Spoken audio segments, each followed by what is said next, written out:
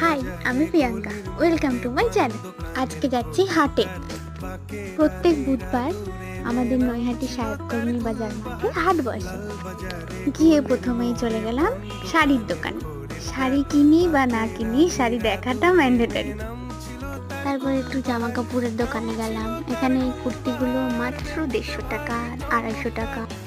এরপর সোজা চলে গেলাম সবজি বাজার করতে। গিয়েই আমার মা আলু বাছতে শুরু করে দিল। আলু নেওয়ার পর আরো কিছু সবজি নিলাম।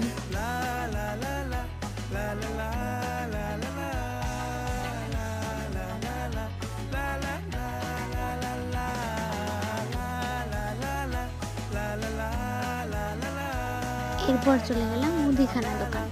সেখান থেকে আমি কিনলাম পাস্তা আর মা কিনলো ডাল। তারপর বাড়ি আসার সময় শাপলা কিনে বাড়ি চলে এলাম।